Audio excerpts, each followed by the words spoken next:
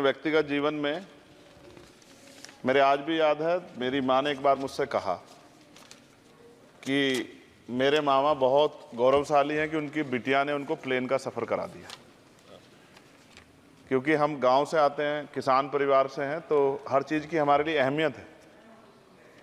मैंने भी ये तय किया था कि मैं अपनी सैलरी से अपनी माँ को एक बार हवाई जहाज़ का सफ़र ज़रूर कराऊंगा।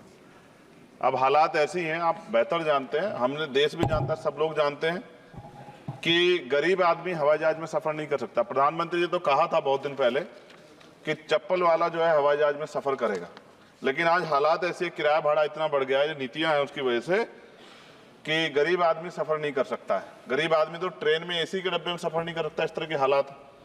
तो मेरी मंत्री जी से मांग है कि कोई व्यवस्था ऐसी की जाए कि जो करोड़ों महिलाएं देश की हैं, करोड़ों परिवार ऐसे जिन्होंने सपना ही देखा हवाई जहाज को जाते, उनको भी एक बार मौका मिले कि हवाई जहाज का सफ़र कर लें। तो अगर किराया सस्ता होगा तो शायद वो प्रयास कर सकते हैं, उनके बच्चे प्रयास कर सकते हैं। साथ साथ वायु यात्रा में सेफ्टी सिक्योरिटी का बहुत ज़्यादा ध्यान रखने की जरूरत है। कई बार हादसे हुए हैं, कई चीज़ों पर हमें गौर करना है। साथ साथ ज़्यादातर एयरपोर्ट जो है वो प्राइवेट हो गए, और प्राइवेट होने की वजह से कर्मचारियों का शोषण होता है।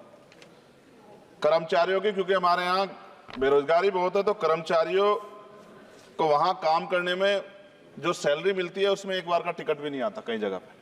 तो मेरी आपसे ये आग्रह है कि जिन लोगों जो प्राइवेट हो गए वहाँ भी सैलरी कम से कम न्यूनतम वेतन इतना होना चाहिए 20,000 रुपये, कि वो अपने परिवार का भी और सफ़र भी वो कभी कर ले, ऐसा मौका भी उन्हें मिलना चाहिए।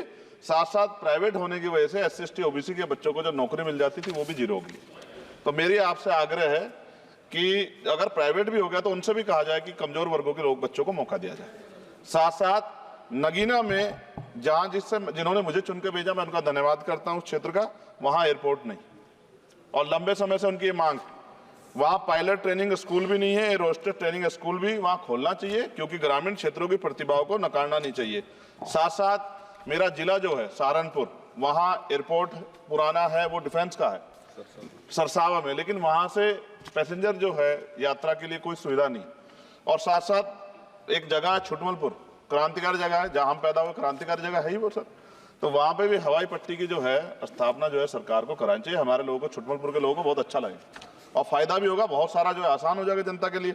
और सुबह से हम प्रयास कर रहे हैं सर कि हमें बोलने का मौका दिया। यहाँ छोटी पार्टियों के लिए थोड़ी समस्या है और 2.5 घंटे इंतजार का मौका मिल रहा है।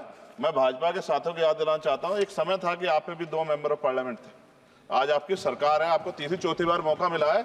अगर हम लोग भी ज्ञान की कमी थोड़ी है किसी में, ऐसा तो रानी के पेट से ही राजा पैदा होता है या कोई माँ के पेट सीख के आता है। हम तो संघर्ष करके आए 15-15 साल, तो जब हमें मौका नहीं मिलेगा, अपनी बातें रख पाएंगे तो हमारी बात कैसे पहुंचेगी।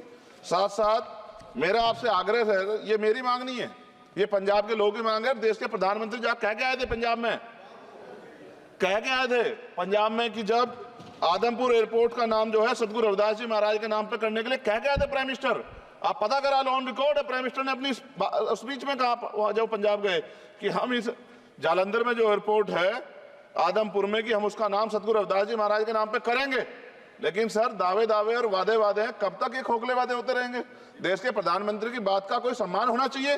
क्या सरकार, ये मंत्री जी नहीं सुनना चाहते, या फिर उन्होंने झूठा वादा कर लिया, इन पे भी ध्यान देना चाहिए।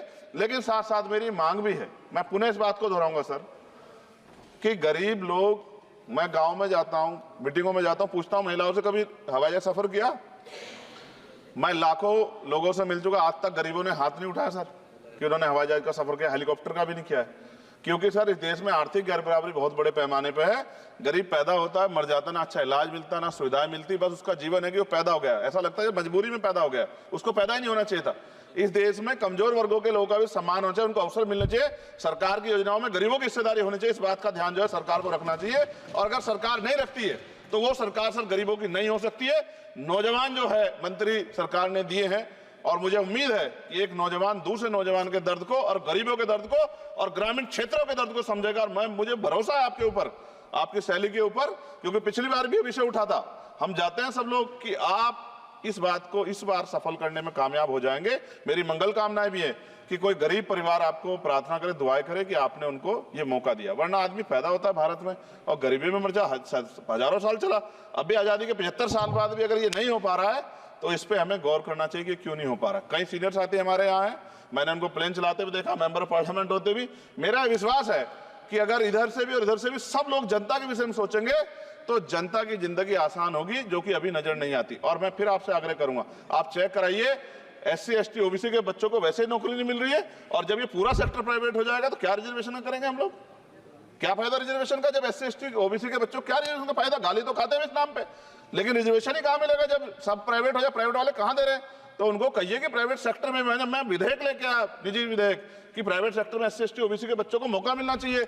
सुप्रीम कोर्ट का एक ऑर्डर, चर्चा हुई इसमें कि भाई क्रिमिलेयर होगी। कितने अरबपति बने आप लोग? कितने लोगों पे हवाई जहाज बताइए? SC ST के लोगों पे कितने लोगों पे हेलीकॉप्टर बताइए? आप कुछ नहीं है आपके पास आंकड़े। सब लोग मिलकर गरीबों को चलना चाहते हैं, ये गलत है सर। मैं आपका धन्यवाद करूंगा पुणे सर, और क्योंकि हम ही कोरम पूरा करते हैं सर, देख लीजिए आप, हम ही बैठे कोरम पूरा करते हैं। हमें विश्वास है अपने देश की पार्लियामेंट पे कि आज नहीं तो कल इस पार्लियामेंट से गरीबों के लिए कानून बनेंगे और गरीबों के लिए पॉलिसियां बनेंगी और गरीबों को भी सम्मान का जीवन मिलेगा, ऐसा हमें विश्वास है। मैं आपका धन्यवाद करता हूं और मुझे उम्मीद है नौजवान हमारे मंत्री से कि वो गरीबों की बात को सुनेंगे और हम लोगों की पीड़ा को समझेंगे और हमारे क्षेत्रों में काम कराने का। धन्यवाद।